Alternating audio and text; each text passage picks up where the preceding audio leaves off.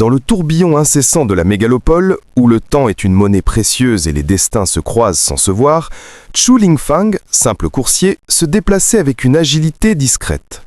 Pourtant, sous son uniforme modeste, battait un cœur dont la perspicacité dépassait de loin les apparences.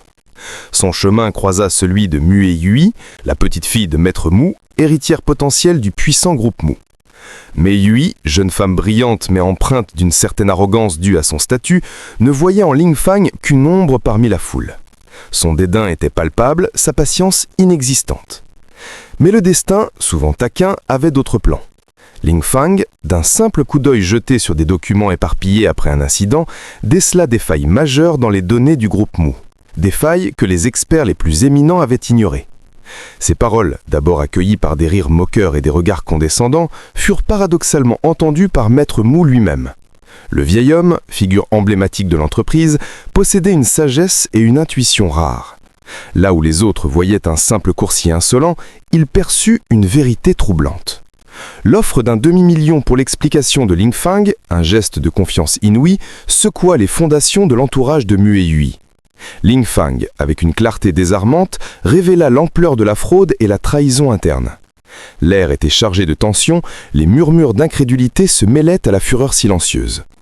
C'était le début d'une alliance improbable, forgée dans le respect naissant d'une intelligence aiguisée et d'une sagesse inattendue face à un monde où les apparences règnent en maître.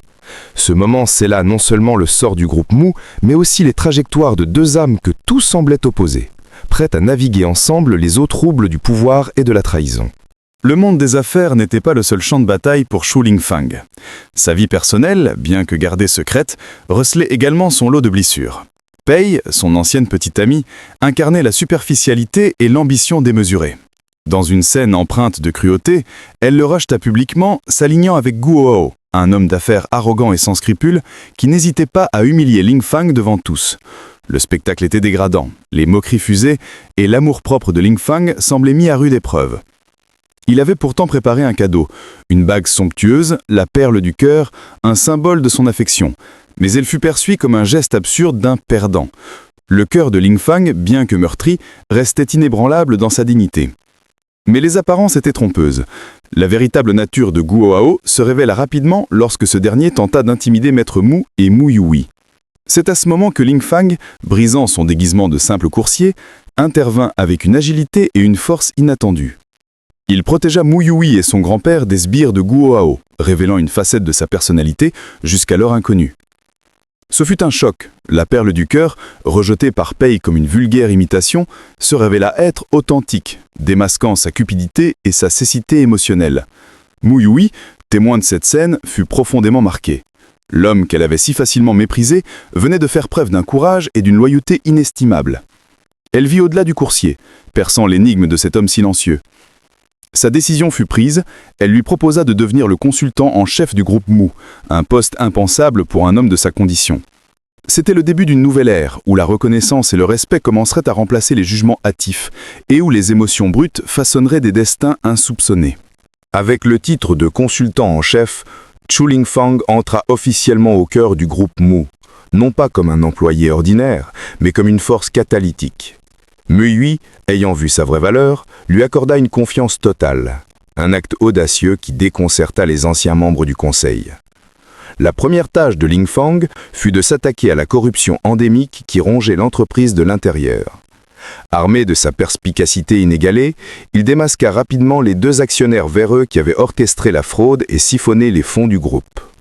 Leurs visages, auparavant masqués par la respectabilité, furent exposés à la lumière crue de la vérité, leur complot mis à nu. La narration de Lingfang était une symphonie de faits incontestables, une analyse glaciale de la trahison qui secoua le groupe Mu jusqu'à ses fondations. Il ne laissa aucune place au doute, aucune échappatoire pour les coupables. Mue Yui, à ses côtés, observait avec une admiration grandissante l'efficacité redoutable de cet homme. Elle avait misé juste, et Lingfang prouvait que son intelligence était une arme redoutable. Le démantèlement de la corruption fut une victoire éclatante, mais aussi une déclaration silencieuse. Lingfang n'était pas venu pour panser des plaies, mais pour éradiquer le mal à la racine, pour restaurer l'intégrité et la grandeur du groupe Mu. L'entreprise, auparavant stagnante et menacée, commençait à retrouver son dynamisme sous sa direction. Les yeux de Meui, autrefois remplis de préjugés, étaient maintenant empreints d'un respect profond, teintés d'une curiosité grandissante pour l'homme derrière le stratège.